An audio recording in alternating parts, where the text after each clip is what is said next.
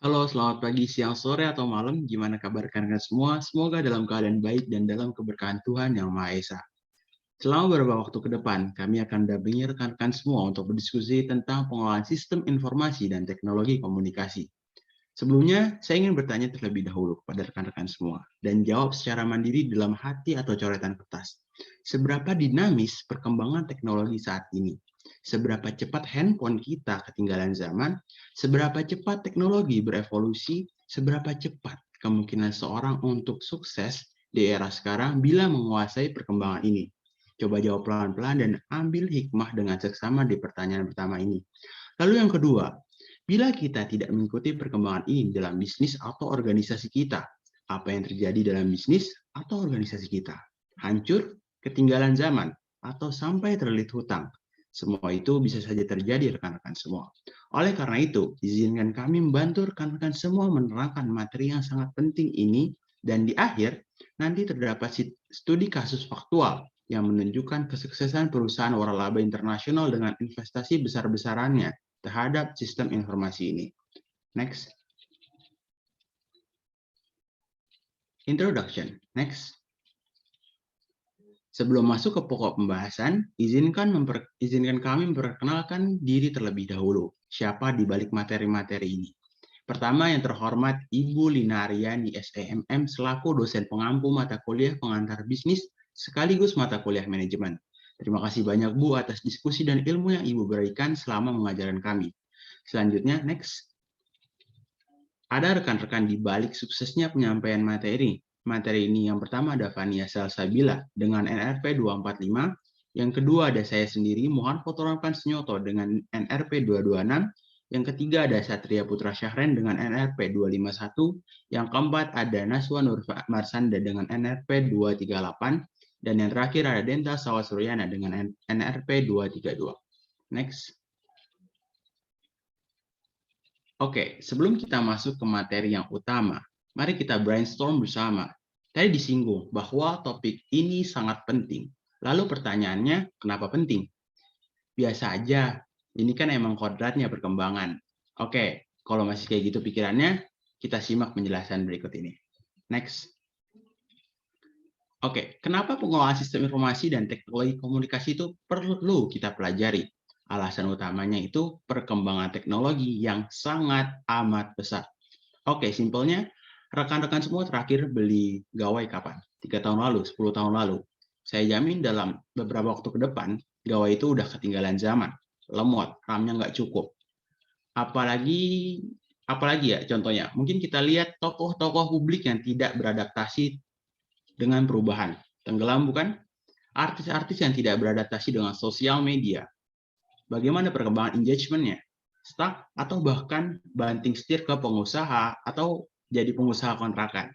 Itulah faktanya kalau kita tidak ingin mengupgrade kapabilitas kita sendiri sesuai dengan perkembangan zaman. Apa yang terjadi? Kita akan tertelan oleh zaman itu sendiri. Oleh karena itu, kita perlu mendeskripsikan dengan detail apa itu sistem informasi dan komunikasi dan apa kaitannya dengan manajemen. Peran penting apa yang dibawa sistem informasi dan komunikasi dalam peningkatan nilai perusahaan hingga permasalahan apa saja yang dihadapi oleh perusahaan dalam penerapannya. Semua akan dijawab dalam video ini. Next. Oke, first of all, we must know what is information system. Apa sistem informasi itu? Next. Menurut James dan Marakas dalam penelitiannya di tahun 2017, sistem informasi terdiri dari dua kata yang memiliki makna tersendiri, yaitu kata sistem dan informasi. Next. Sujiman menjelaskan lebih detail terkait makna kata tersebut sebagai berikut. Sistem merupakan sekelompok komponen yang saling bekerja sama menuju tujuan bersama dengan menerima input dan menghasilkan output dalam suatu proses transformasi yang terorganisir. Informasi itu sendiri didefinisikan sebagai data yang telah diubah menjadi sesuatu yang memiliki arti dan pernyataan yang bisa digunakan bagi penggunaan akhir. Nah, ini kan panjang banget ya. Sederhananya gini, sistem itu seperangkat komponen yang terprogram secara sistematis. Nah, informasi itu output dari olahan sistem yang kita pakai. Misalnya ya informasi berita itu outputnya informasinya. Pengguna akhir Definisi pengguna akhir di sini itu beragam, bukan hanya business owner, tapi kita sampai presiden pun didefinisikan sebagai pengguna akhir. Next. Oke, kita udah paham kan sistem informasi itu apa secara dasar. Lalu bagaimana kaitan sistem informasi itu dengan manajemen? Kalau menurut Thomson dan Kate Beryl, sistem informasi manajemen adalah sistem yang terintegrasi berbasis teknologi yang dirancang untuk mendukung operasi, manajemen, dan fungsi pembuatan keputusan dalam sebuah organisasi atau perusahaan. Oke, simpelnya, sistem informasi manajemen itu program, aplikasi, atau any kind of technology yang dibuat untuk membantu suatu organisasi berjalan, biar lebih mudah. Next. Lanjut. Oke, kita udah tahu nih definisi atau fondasi awal, apa itu sistem informasi sampai kaitannya dengan manajemen. So, apa tujuannya ada beginian? Ya sama kayak arti informasi tadi, yaitu data yang bernilai untuk pengguna akhir. Berarti sistem informasi itu berguna untuk menyediakan data bagi pengendalian operasional perusahaan atau organisasi, memudahkan penerapan fungsi manajemen yang baik dan berkelanjutan, memudahkan pengambilan keputusan, hingga memudahkan pekerjaan manajerial perusahaan. Intinya sih, penerapan sistem informasi dan komunikasi yang baik itu sangat membantu operasional perusahaan, yang nantinya bisa buat meningkatkan efisiensi, yang otomatis meningkatkan profit perusahaan. Sekian dari saya, mungkin dilanjutkan oleh rekan-rekan Neo. Halo teman-teman, di sini saya akan menjelaskan tentang apa itu fungsi sistem informasi. Yang pertama, fungsi sistem informasi dapat memudahkan penerapan fungsi manajemen dalam pengkoordinasian operasional perusahaan. Nah, yang kedua, meningkatkan efektivitas dan efisien dalam pengolahan data yang akurat dan real time. Yang ketiga, meminimalisir biaya dan meningkatkan produktivitas perusahaan. Yang keempat, sarana meningkatkan sumber daya manusia yang tersistem, terkoordinasi dengan baik. Next. Selanjutnya, saya akan menjelaskan tentang pentingnya sistem informasi. Teman-teman ada yang tahu nggak sih apa itu pentingnya sistem informasi? Kalau belum tahu, mari kita lihat. Yang pertama, membantu pengolahan data yang sangat banyak. Nah, biasanya perusahaan tuh pasti punya banyak data yang perlu diolah secara lama. Nah, dengan sistem informasi dapat mempersingkat waktu dan lebih transparan. Nah, yang kedua, dapat memudahkan operasional perusahaan. Perkembangan perusahaan yang pesat menuntut operasional yang semakin cepat. Nah, dengan sistem informasi dapat mempercepat hal tersebut. Nah, yang ketiga, kompetisi global yang sangat ketat. Sistem informasi diterapkan dalam perusahaan yang meningkatkan perusahaan. Nah, jadi dapat meningkatkan percepatan perkembangan suatu perusahaan. Selanjutnya, saya akan menjelaskan tentang komponen sistem informasi. Teman-teman ada yang tahu nggak sih apa itu komponen sistem informasi? Ada berapa dan apa aja? Kalau belum tahu, mari kita lihat. Nah, menurut James O'Brien dan Maracas 2010, komponen sistem informasi itu ada 5. Nah, yang pertama ada people resource. People resource adalah sumber daya manusia yang dibutuhkan untuk mengoperasikan semua sistem informasi manusia menjadi sumber daya pemakaian akhir dan pakar sistem informasi. Nah, contohnya seperti yang Arkan tadi bilang, bukan hanya manajer atau karyawan, bisa saja kita. Nah, yang kedua ada hardware resource. Hardware resource adalah sumber daya hardware secara khusus menjadi sumber daya pemrosesan informasi. Tidak hanya sumber daya mesin saja, seperti komputer, tetapi semua media, data yang objeknya berwujud tempatan, data yang dicatat dari lembaran kertas hingga tak disk magnetis atau optikal. Nah, yang ketiga ada software resource. Software resource adalah sumber daya software yang diperintahkan untuk semua rangkaian pemrosesan informasi. Secara konsep, software bekerja atau beroperasi dengan hardware komputer yang disebut dengan program. Nah, sedangkan rangkaian adalah yang diperintahkan untuk memproses informasi tersebut program. Sedangkan rangkaian diperintahkan untuk pemrosesan informasi disebut prosedur. Nah, berikut ada beberapa sumber daya informasi. Nah, yang pertama ada software system. Software system adalah pemrograman sistem operasi yang mengendalikan dan mendukung operasi sistem komputer. Nah, yang kedua ada software aplikasi. Software aplikasi adalah sebuah program yang memproses langsung bagi pengguna tertentu dalam sistem komputer oleh pengguna akhir. Contohnya program olah kata dan program analisis penjualan. Yang ketiga, prosedur. Pengoperasian sebuah perintah bagi orang-orang yang akan menggunakan sistem informasi, contohnya sebuah perintah untuk mengisi formulir menggunakan software. Dan yang keempat, ada data resource. Nah, sumber daya data dalam sistem informasi beragam. Bisa berupa angka, huruf, dan karakter, dan lainnya, yang menjelaskan transaksi dan kegiatan bisnis lainnya. Dalam penulisan komunikasi, bisa menggunakan data teks berupa kalimat, data gambar seperti grafik, tabel, dan angka-angka, atau bisa juga bentuk audio dan video. Yang kelima dan yang terakhir, network resource, internet, extranet, dan intranet menjadi salah satu hal yang penting bagi teknologi komunikasi dan jaringan yang menjadi hal dasar bagi operasi e-business and e-commerce. Dalam sistem informasi berbasis komputer, nah ada beberapa sumber daya jaringan yang meliputi media komunikasi. Yang pertama, media komunikasi, misalnya kabel twister pair, kabel tembaga, kabel short optik, teknologi gelombang mikro, seluler dan satelit tanpa menggunakan kabel. Yang kedua ada membutuhkan dukungan jaringan seperti dukungan hardware, software, dan teknologi data yang mendukung operasi dan penggunaan jaringan. Contohnya modem, prosesor, dan jaringan.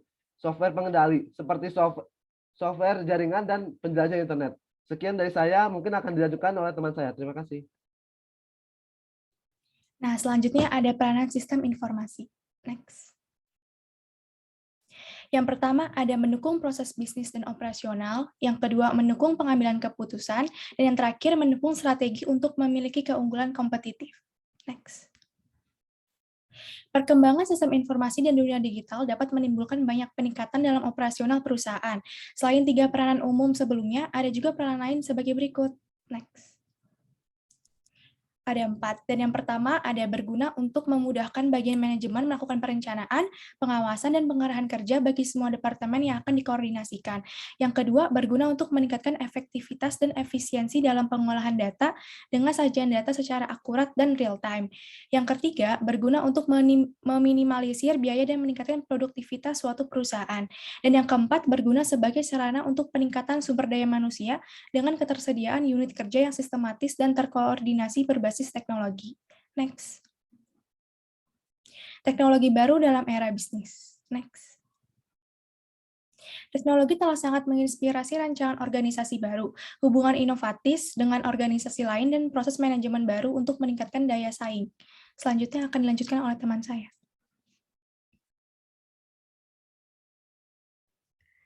Ya, selanjutnya komunikasi bisnis dengan peranan teknologi informasi dan komunikasi.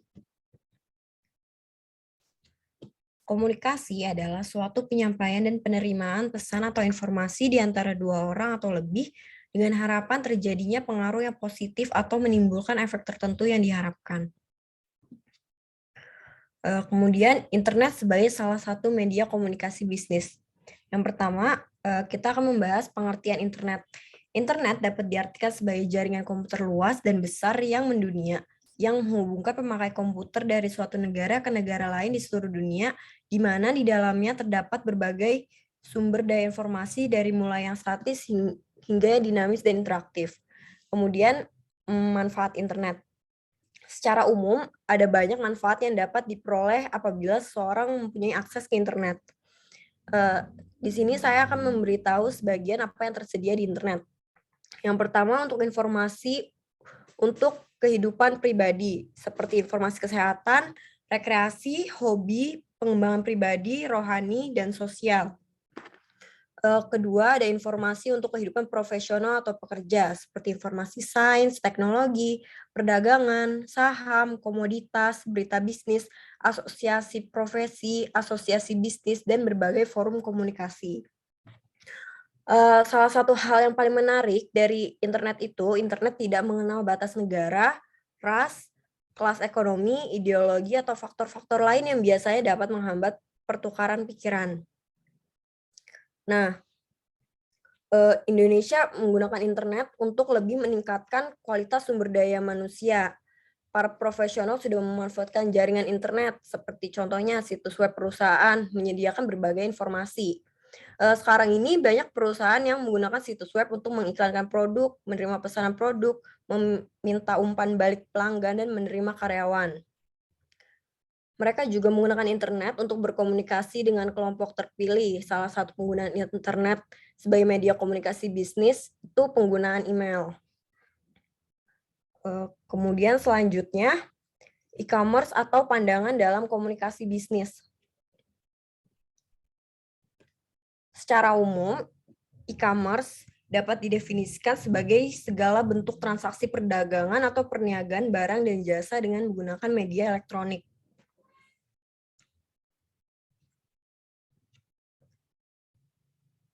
Selanjutnya ada klasifikasi 3 tipe aplikasi e-commerce. Yang pertama, electronic markets atau EMS. Electronic markets itu sebuah sarana yang menggunakan teknologi informasi dan komunikasi untuk melakukan atau menyajikan penawaran dalam sebuah segmen pasar sehingga pembeli dapat membandingkan berbagai macam harga yang ditawarkan. Yang kedua itu electronic data interchange atau EDI. Electronic Data Interchange itu sarana untuk mengefisiensikan pertukaran data transaksi-transaksi reguler yang berulang dalam jumlah besar antara organisasi-organisasi komersil. EDI ini tuh sangat luas penggunaannya, biasanya digunakan oleh kelompok retail besar ketika melakukan transaksi bisnis dengan para supplier. Kemudian yang terakhir itu Internet Commerce. Internet commerce adalah penggunaan internet yang berbasis teknologi informasi dan komunikasi untuk aktivitas perdagangan. Sebagai contoh, iklan dalam penjualan produk dan jasa. Terus transaksi yang dapat dilakukan di internet itu ada banyak, antara lain tuh pemesanan barang yang dimana barang akan dikirimkan melalui pos atau sarana lain setelah uang ditransfer ke rekening penjual. Selanjutnya akan dilanjutkan oleh teman saya. Oke, selanjutnya kita akan membahas masalah komunikasi bisnis dengan peranan teknologi informasi dan komunikasi. Oke, next. Nah, komunikasi bisnis tanpa adanya dukungan infrastruktur dan prasarana teknologi informasi dan komunikasi tentunya tidak akan berjalan dengan lancar. Selain itu, tanpa adanya peranan teknologi informasi dan komunikasi, praktek komunikasi bisnis akan menjadi ketinggalan zaman. Informasi yang didapat akan jauh lebih tertinggal dan akan membawa dampak perkembangan bisnis yang jadi lambat. Nah, masalah-masalah apa aja sih yang akan kita selesaikan? Yang pertama adalah masalah infrastruktur. Yang pertama adalah masalah infrastruktur, sarana dan prasarana teknologi informasi dan komunikasi yang terbilang membutuhkan biaya yang tidak sedikit. Nah, sehingga bagi pelaku bisnis yang memiliki modal-modal yang tidak mengakibatkan kurangnya pembangunan infrastruktur yang mendukung komunikasi bisnis, masalah kemampuan menggunakan teknologi informasi dan komunikasi. Nah, yang kedua adalah kemampuan individu itu sendiri. Nah, kemampuan individu dalam berkomunikasi adalah masalah yang paling mendasar dalam praktek komunikasi bisnis yang baik. Dengan peranan teknologi informasi dan komunikasi dan tanpa peran TIK tersebut, masalah mendasar akan kemampuan komunikasi dari individu itu sendiri.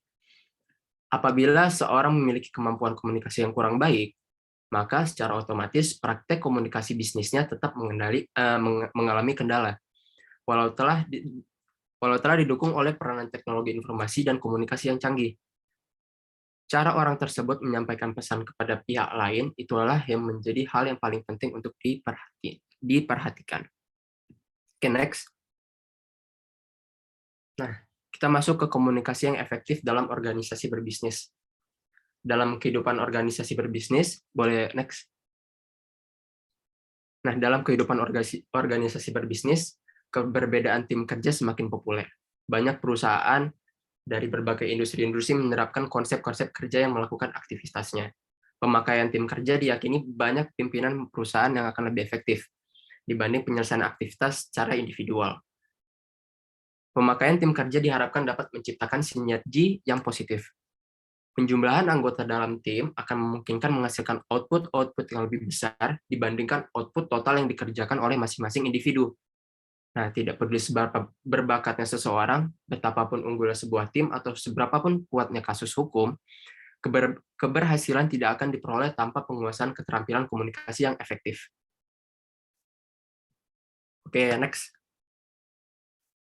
Nah, sesuai yang kata Arkan di awal, kita akan memberikan contoh real untuk literatur faktual tanpa contoh konkret, hanya menghasilkan bayangan ilmu tanpa implementasi yang bermanfaat di masa depan. Oke, next. Nah, kita akan mengambil contoh di KFC nih. KFC sang pionir penggunaan teknologi informasi. Nah, Kentucky Fried Chicken atau biasa kita kenal KFC merupakan perusahaan yang menginisiasikan pemanfaatan perkembangan teknologi komputer untuk mendukung operasional perusahaan. Oke. Nah, next slide. Nah, KFC ini terdapat dua jenis pembagian teknologi yang dimanfaatkan KFC menurut bidangnya untuk membantu operasional perusahaan tersebut. Yaitu yang pertama adalah Operation Support System. Nah, apa sih OSS ini? Nah, OSS ini perkembangan sistem informasi yang begitu cepat sangat membantu berbagai bisnis yang untuk melakukan inovasi. Dengan penerapan sistem ini, suatu usaha dapat mendapatkan informasi yang faktual, efektif, dan efisien. Informasi yang seperti ini dapat memudahkan manajer dalam mengambilkan keputusan untuk memajukan perusahaan. OSS di KFC ini dapat dibagi menjadi beberapa macam, yaitu next slide. Yang pertama ada Transaction Process System, yang kedua ada Enterprise Collaboration System, dan yang ketiga adalah Process Control System. Nah, yang pertama ini adalah TPS. TPS ini adalah sistem transaksi yang digunakan oleh KFC, adalah Point of Sale, POS. POS ini merupakan bagian penting operasional KFC yang melibatkan transaksi langsung dengan customer, database perusahaan secara simultan, dan hardware dan software yang mumpuni. Nah, yang kedua ada Enterprise Collaboration System. Sistem ini berkaitan dengan tim pendukung, kelompok kerja, peningkatan komunikasi, produktivitas perusahaan, dan kolaborasi tentang bentuk aplikasi, hingga otomasi pekerjaan. Karena sistem KFC yang waralaba, sistem ini sangat diperlukan untuk menunjang koordinasi antar cabang di seluruh dunia. Di dalam sistem ini dapat mengakomodir email, rapat daring, dan lain-lain. Oke, selanjutnya ada proses control system. Dengan sistem ini, KFC mengharapkan operasional gudang, forecasting, hingga human research berjalan dengan efisien sehingga menambah profit perusahaan. Sistem ini memungkinkan seluruh outlet KFC di berbagai belahan dunia. Nah, beroperasi di bawah naungan HQ yang secara langsung. Oke, next slide. Oke, kita masuk ke manajemen support system atau MSS. Bila sistem sebelumnya mendukung operasional perusahaan, sistem ini membantu seluruh level manajer di perusahaan dalam mengambil keputusan. Dengan sistem ini, pengambilan keputusan dapat lebih mudah dan efisien serta tepat sasaran. Terdapat beberapa sistem dalam jenis ini, yaitu next slide. Nah, ada 4 nih. Ada Management Information System, ada Decision Support System, Information Reporting System, dan Executive Information System. Nah, yang pertama ada Management Information System atau MIS. Nah, di KFC ini hakikatnya mirip dengan proses control system yang dijelaskan pada bagian sebelumnya. Karena sistem ini juga membantu store manager dalam proses business forecasting, inventory, hingga human resource management. Bedanya di sistem ini adalah lebih mengarah kepada pengambilan keputusan berdasarkan data-data yang ditampilkan, bukan masalah teknis seperti di bagian sebelumnya. Nah, yang kedua adalah Decision Support System. DSS merupakan sistem yang mendukung proses pengambilan keputusan manajer secara langsung. Sistem ini didasari dengan berbagai metode analisis, simulasi, dan lain sebagainya, yang didasari oleh pemikiran penjualan, bahan baku yang tersedia, lokasi, hingga promosi yang ingin dilakukan. Yang ketiga ada Information Reporting System. Sistem ini berisi tentang operasional internal yang sudah dilakukan sebelumnya dengan output berupa gambaran dan laporan yang disadari oleh permintaan. Nah, yang keempat adalah Executive Information System. Sistem ini disediakan untuk mengakomodasi informasi yang eksklusif dalam perusahaan untuk mengambil keputusan. Oke, mungkin sekian dari kelompok kami. Next slide. Terima kasih atas paparannya teman-teman. Terima kasih juga yang sudah menonton. Terima kasih. Kami tutup. Assalamualaikum warahmatullahi wabarakatuh.